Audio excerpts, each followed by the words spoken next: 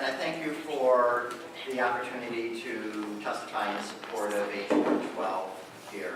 Since I've been asked to talk about the constitutional and legal issues, I think there's two of them. First is H112 preempted by the Federal Food, Drug, and Cosmetic Act, so there's a preemption issue, and the second is does it violate the First Amendment. And quickly, if we go through preemption, it should be stated in a case that involved warning labels on cigarettes. The U.S. Supreme Court said that there's a three-part test for determining whether Congress intended for a federal statute to preempt state law. And in that case, the Supreme Court said, quote, Congress's intent may be explicitly stated in the statute's language or implicitly contained in its structures and purposes. In the absence of an express congressional command, state law is preempted if the law actually conflicts with federal law or is federal law so thoroughly occupies a legislative field as to make reasonable the inference that Congress left no room for the state to supplement it. So let's look at each of those three parts. First, the congressional intent, whether implicit or explicit, that's called the express preemption. That doesn't apply to H112 because the Federal Food, Drug, and Cosmetic Act, as amended by the Nutritional Labeling and Education Act of 1990, does not mention the use of genetic engineering. It's nowhere in there. In fact, but the NLEA does contain an express preemption provision, and that prohibits states from enacting laws or regulations that are, quote, not identical to the requirements of the NLEA in terms of labeling of standards of identity, foods sold under another name, imitation foods, misleading containers, food in package forms, prominence of information, standards of quality and fill of container, unidentified foods, artificial flavorings, artificial colorings, and chemical preservatives, nutrition information, nutrition levels and health-related claims, major food allergens, and non-major food allergens.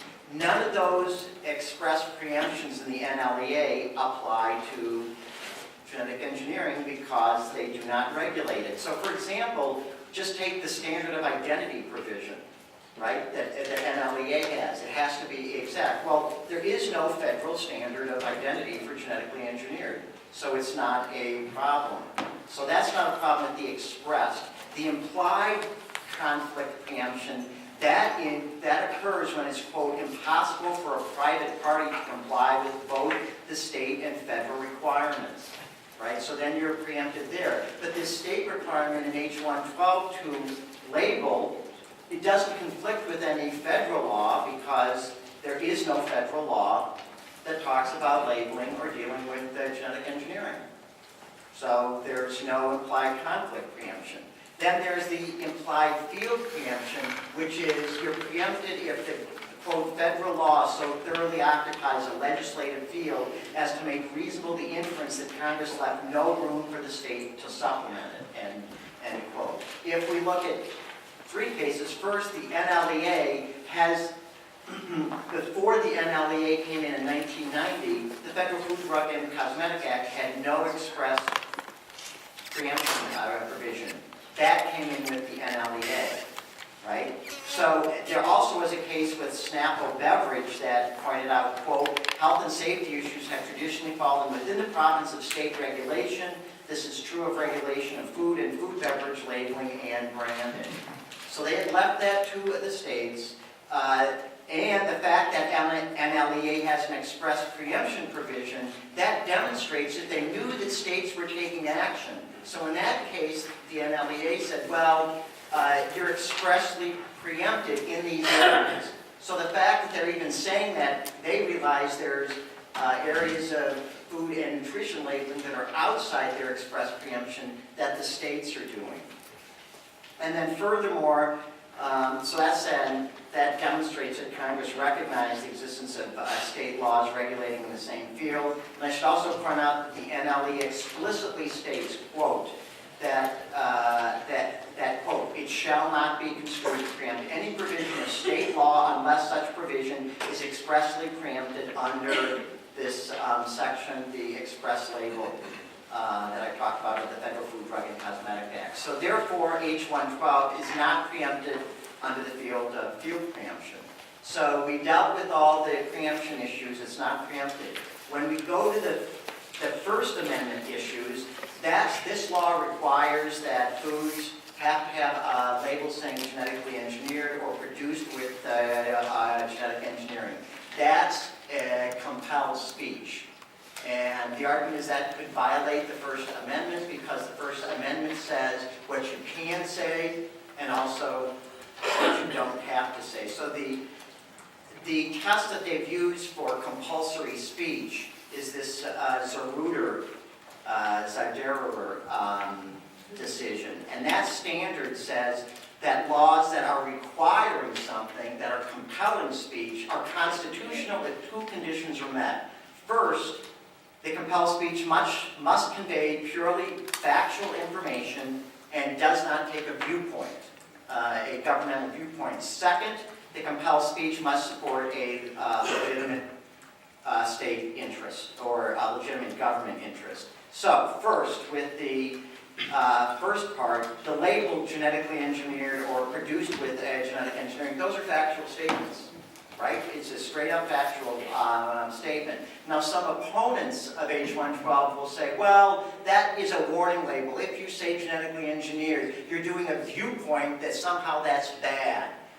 We don't agree with that because genetically engineered is a neutral statement, but what this law does is it requires a contextual statement or a disclaimer that says, quote, the Food and Drug Administration does not consider foods produced from genetic engineering to be materially different from other foods, end quote. That disclaimer effectively negates any implied negative connotation supposedly attached to the term genetic engineering. And therefore, it would not convey a viewpoint about the safety of these foods. Thus, a label that's genetically engineered or produced with genetic engineering, along with the contextual statement, along with required disclaimer, it constitutes a factual statement, does not convey a viewpoint. Second, for the legitimate state interest, there are two of them here. One is to prevent consumer confusion. The second is a potential health issue. With the consumer confusion issue, the district court, as you've heard, in country of origin labeling, that was challenged by the American Meat Institute, and because they didn't want to put that on labels. And what the court determined in that case is that, yes, full labeling, country of origin labeling is correct, because otherwise consumers might be confused. They might not know where the food comes from, and that's something that they want to know. With genetically engineered foods, surveys show anywhere from 80 to 95% of people want that information on the label. So the New York Times recently did a poll and it was 93%. So that same confusion argument you could make that same argument for H112. The Cool Law was upheld. It did not violate the First Amendment. Second, that the state has a compelling interest because the H112 could permit the identification of any new allergenicity problems, especially problems caused by uncommon allergens, as well as unexpected toxins in engineered foods, and thus protect consumer health. So if we look at the New York City case, that was when the New York State Restaurant Association sued the New York City Board of Health. This is when Bloomberg required calorie counts were required on restaurant menus. And the Restaurant Association claimed that that was compelled speech, which violated the First Amendment. In 2009, the Second Circuit Court up here upheld the calorie statement because it was indisputably factual and it furthered the state's interest in mitigating obesity and thus protecting consumer health. Therefore, there's a potential impact on consumer health. It is a compelling state interest. I should point out that there is a lot of disagreement about, there are a number of studies that have found adverse effects, there's an appendix that I have in my testimony which goes through a lot of that science. I also point out that labeling will give consumers an opportunity to avoid foods that might pose long-term health risks. There have been 300 scientists, physicians, academics, and experts from disciplines relevant to the scientific, legal, social, and safety assessments of genetically modified organisms, and they've signed on to this document that there is no consensus on the safety of GMOs. Finally, with the RBGH case, I know Vermont is sensitive because of the failure of their RBGH labeling law, which was overturned by the Second Circuit Court in 1997. And there they said, compelling that mere consumer curiosity wasn't enough. And in that case, they said that there was no dispute that there was any compositional differences. That is, the state did not make that claim.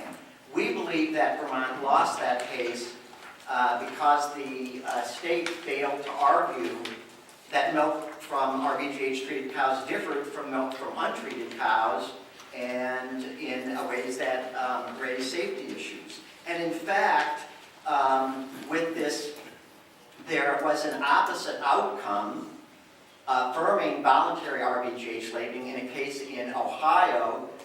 Back in 2006, Ohio issued regulations that permitted the labeling of milk from RBGH-treated cows as RBGH-free or RBST-free, and that was supposedly because there was no compositional differences from milk from treated and untreated cows. So the International Dairy Foods Association and OTA, they sued the state, and in 2010, the 6th District Court basically ruled for IDFA and OTA and overturned the Ohio regulation. And I want to read from that district court's, from his decision. And what he said is a lower court had to actually side with the state of Ohio. But the 6th District Court said, quote, the district court held that the composition claims were inherently misleading because, quote, they imply a compositional difference between those products that are produced with RBST and those that are not, end quote, in contravention of the FDA's finding that there is no reasonable compositional difference between the two. This conclusion is belied by the record, however, which shows that contrary to the district's court assertion, a compositional difference does exist between milk from untreated cows and conventional milk. Parents, conventional milk, end quote, as used throughout this opinion, refers to milk from cows treated with RBST. As detailed by the amnesty party seeking to strike down the rule, we were part of that, the use of RBST in milk production has been shown to elevate the levels of insulin-like growth factor number 1, IGF-1, a naturally occurring hormone that in high levels is linked to several types of cancers, among other things. The amnesty also point to certain studies indicating that RBST use induces an unnatural period of milk production during a cow's, quote, negative energy phase. According to those studies, milk produced during this stage is considered to be low quality due to its increased fat content and its decreased level of protein, therefore a nutritional issue. The amnesty further note that milk from treated cows contains higher somatic cell counts, which makes the milk turn sour more quickly and is another indicator of poor milk quality. This evidence precludes us from agreeing with the district's court's conclusion that there is no compositional differences between the two types of milk, end quote. Thus, the legality of RBGH labeling was affirmed, and those differences do relate to nutritional and health, which would be a compelling state interest. So I would argue, for the reasons stated above, we believe H112 would not be preempted by the Federal Food, Drug, and Cosmetic Act as amended by the NLEA, and furthermore, it would not violate the First Amendment, as the compelled speech is purely factual, does not present a viewpoint, and it furthers a legitimate state interest. Thank you. Thank you, Mr. Goody. You came up from Silver Spring, Colorado? Yes, I appreciate that. We appreciate you coming up from New York State. I know that distance, and we're glad we didn't have snow, other bad weather that we've had the last few weeks. We will tonight. Well, thank you for that announcement. That's good news. And I hope if you're traveling, you may want to get out. Go ahead. Thank you, Mr. Chairman. For the record, my name is Val Giddings. I am a senior fellow with the Information Technology and Innovation Foundation based in Washington, D.C. My professional training is as a geneticist. My doctorate is in genetics, specifically the genetics of natural populations. But I have been working in this area policies and regulation and the safety of crops and foods improved through biotechnology since 1984. I worked for the U.S. Congress, the Office of Technology Assessment, as an analyst, doing some of the very first studies, examining exactly how we could review these crops and foods to ensure their safety. Then spent a decade as a regulator, actually conducting safety assessments for these crops and foods. I worked for the World Bank. My clients today, I am a private consultant. My clients today include NGOs, governments, companies, and a variety of clients in the United States and around the world. I am delighted to be here in Vermont, and I appreciate the privilege and honor of testifying before you. Inasmuch as I am a scientist, although I am fairly well informed on the legal aspects, I will stay within my sphere of competence and talk instead about the science that's relevant to the issue before you today. But I also bring a perspective that is shared in common with most of the folks concerned with this issue. I am a parent. I have 2 children. I am the primary purchaser of and preparer of foods in our family. My wife is an artist, and in the kitchen she's a mistress of the black arts. So I do most of the cooking, and I enjoy it very much. I am particularly concerned with food labels and their integrity because I have a son who has a life-threatening peanut allergy. So I want to make very sure that information relevant to health, safety, and nutrition is on the label, and that information is accurate, that consumers are not confused about these issues and not misled. You've heard a host of arguments today and in previous occasions, purportedly based in science and experience, presented to justify the legislation you're being asked to adopt. Each and every one of these arguments is either false or fatally flawed. They can advance an impenetrable denial of a robust worldwide consensus on the safety of crops and foods improved through biotechnology. And despite the fact that the claims, that the objectives this legislation claimed to advance are already well and truly met. You've been told this legislation is necessary to provide consumers with the ability to choose foods that have not been improved through biotechnology because there are potential safety concerns. Consumers who wish to avoid foods improved through biotechnology today have numerous options to do so. If they don't want to buy organic food carrying the USDA organic label, they can buy food certified by any number of private certification agencies like the Non-GMO Project. People today can even download apps for their smartphones so that they can go into a grocery store and pick any object off the shelf, scan the barcode, and the app will tell them whether or not it contains ingredients derived from crops improved through biotechnology. So consumers have a choice today that this legislation has been suggested as being necessary to provide. You've also heard a number of allegations of potential safety issues and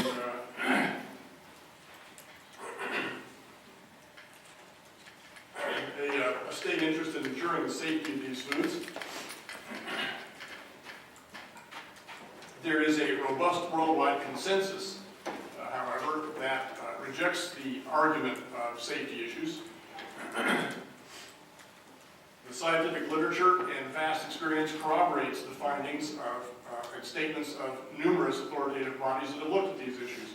Let me read a number of representative quotes here for you.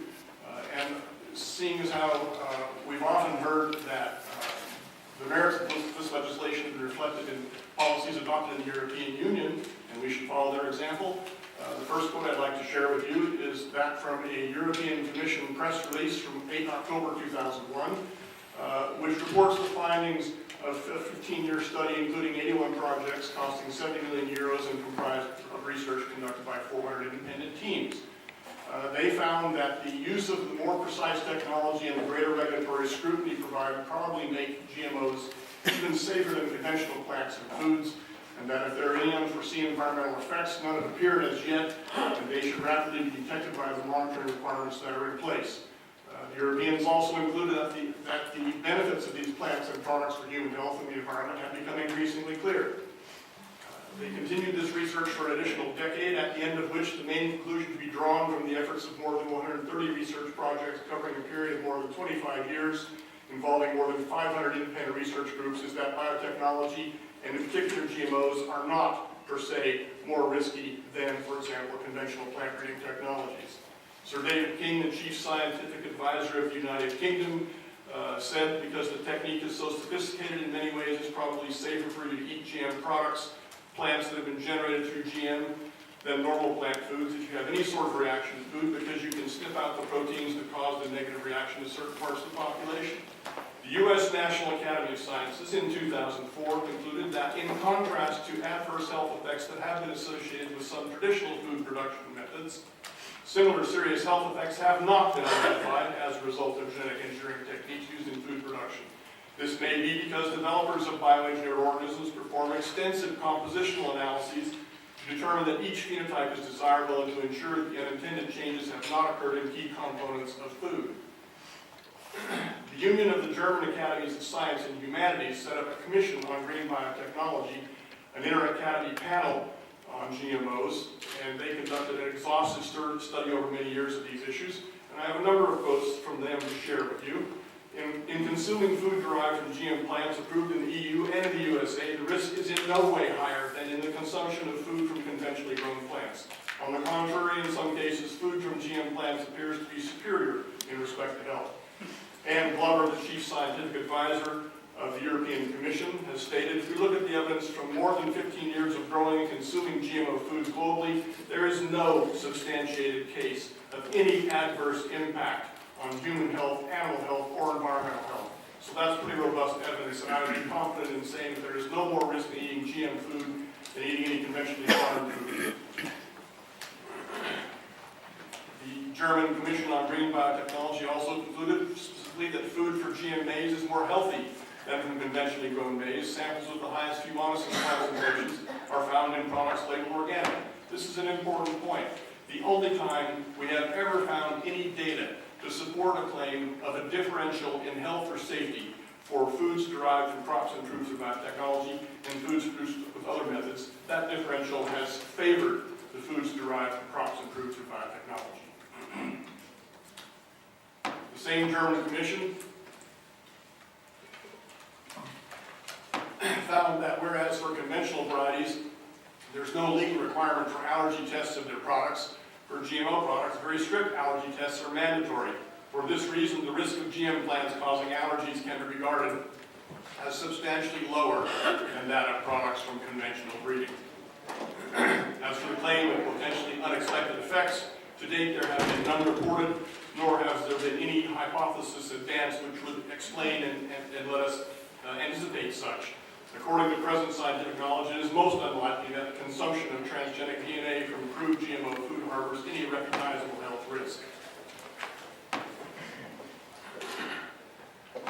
The claim, therefore, that labeling is needed to inform consumers of potential hazards is not only unfounded, but the opposite of the truth. As I said, the only safety differential ever reported has favored the biotech crops and foods. You've also heard that there has been a dearth of independent research on the safety of crops and foods improved through biotechnology, because biotech companies don't allow independent researchers to look at these things, and they have the ability to deny them the access because of intellectual property constraints. This claim is false.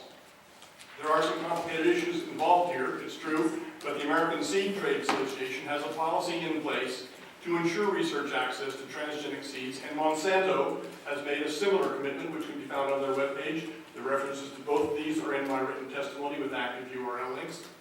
The public sector scientists who made the 2009 complaint that they did not have access to those seeds, which has been cited by some of the proponents of this legislation, in fact had the access that they wanted in 2009 when they complained that they did not. Furthermore, there's been an abundance of independent research over the years. I've included additional references in my testimony.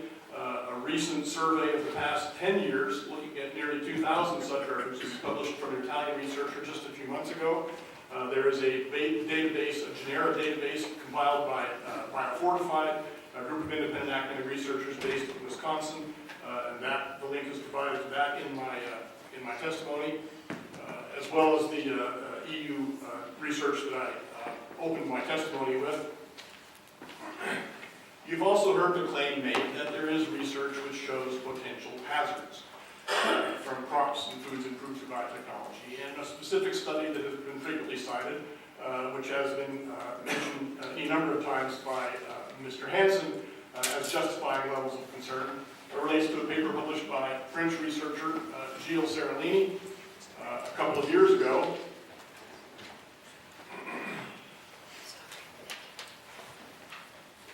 In which he fed rats a diet consisting in part of biotech improved maize. The problem with the research that Mr. Seralini reported was that there are any number of problems, and his paper was so poorly received by the scientific community. I don't think I've ever seen a paper subjected to such spontaneous condemnation from scientists around the world. I have a lengthy discussion of the reaction to this paper in my written testimony, but to summarize very briefly, the problems with this paper that Seralini published are legion. First of all, he did not properly characterize the material that he fed his test animals, so he doesn't really know which rats ate how much of what materials. Second of all, he used a particular strain of rats which had been produced by genetic engineers in the lab designed to develop cancer tumors. This rat is a rat that's used to test the carcinogenicity of a variety of compounds. And the tumors that were developed by these rats, they certainly did develop tumors, but these rats developed tumors not only in the test strains, but also in the control strains.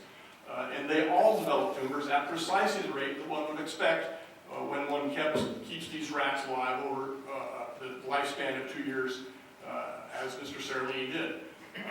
The ethics rules for treatment of animals in research were violated in this study of Seralini's because the ethical guidelines stipulate that researchers, once they have identified an endpoint, euthanize the test animals to avoid prolonging unnecessary suffering.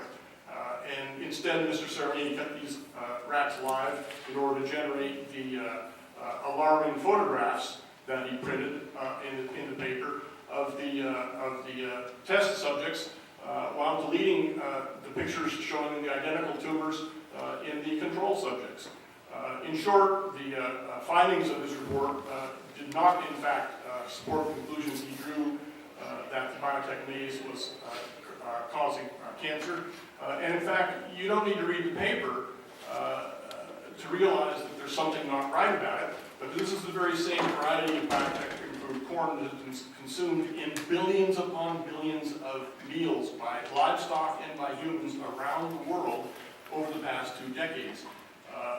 Without these sorts of findings of tumorigenesis.